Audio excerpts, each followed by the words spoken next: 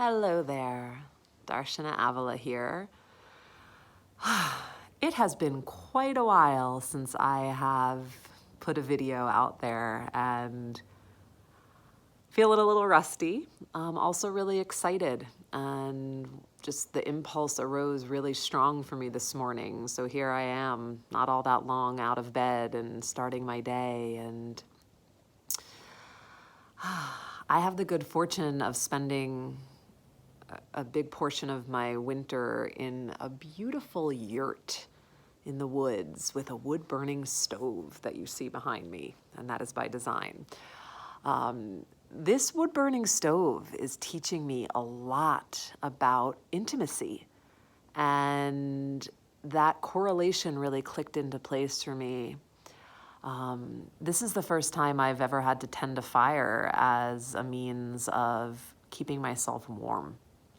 And I've lit campfires before, and I've sat around fireplaces, and I've never been responsible for actually tending one.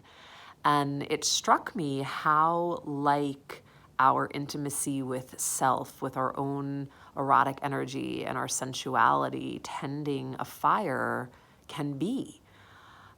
It has taken me quite a number of attempts, a lot of trial and error to figure out how to get a fire going.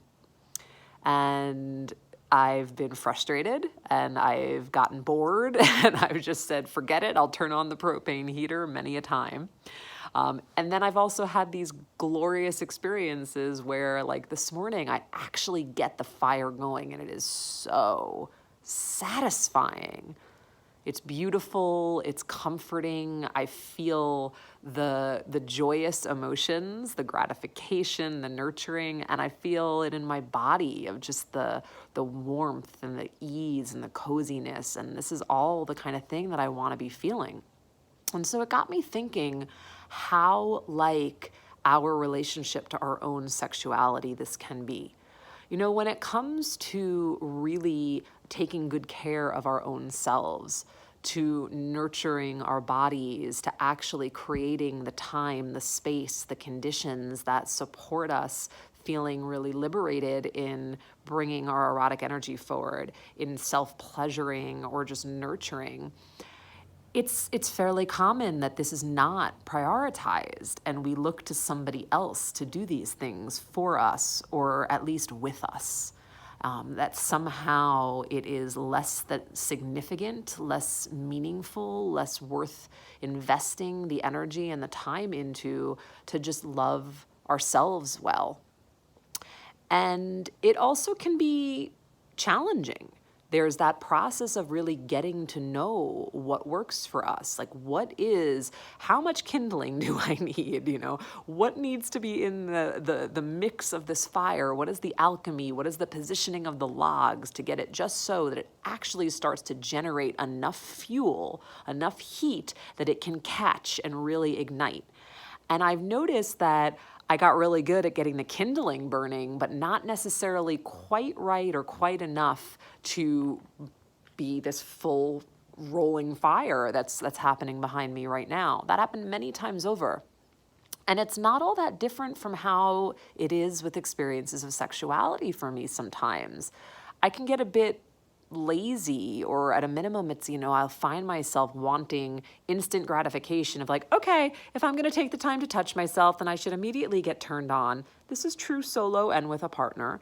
But putting in the effort, actually staying curious and staying engaged and figuring out, okay, it didn't work this way, let me try that way. Maybe I need a little more of this, a little less of that.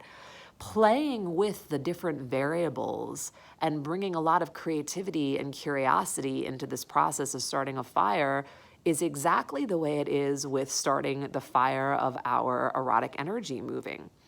It's not always instantaneously that we throw some logs in there, light a match, and it goes. That's seldom the case with a fire, and it's seldom the case with our sexual and sensual selves. And what I've also been thinking a lot about with this season of gift giving upon us is the gift that we give when we take the time to really, really get creative and stay engaged in this process, in this inquiry of how does my pleasure, how does my desire, how do my preferences most get expressed and met in ways that really bring me to a sense of satisfaction? And this is as true in our relationship with our own selves as it is in relationship with others. It's taking the time to really get clear on those desires and preferences, our boundaries and our needs, whatever way you want to frame it. Really understanding them is a first pass. Then learning what it takes to convey that to another is the next essential step. And there is so much goodness to be found in this exploration, and the gift that it gives to our relationships, to our experience of life is it's endless, really. Most of us really want to do right and to do well by the ones we care about and by our own selves. When we can get out beyond our self-destructive or self-sabotaging patterns that we learned to enact to protect us way back when we can really step into a space of like, how could I be good to myself? How can I be good to the ones that I'm with? And devote ourselves to that, again, with that curiosity, with creativity. Also, this is a good place for compassion. What can unfold from there it's just tremendous. And yeah, so that was a little share that I wanted to offer, and just to say hello, world.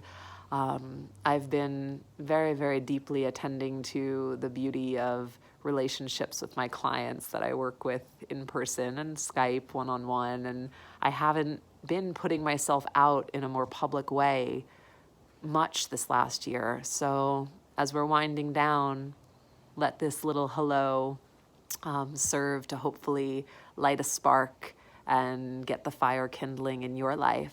And I wish you grace and beauty and patience and heat and fire and all the goodness that you wish for yourself. Be well.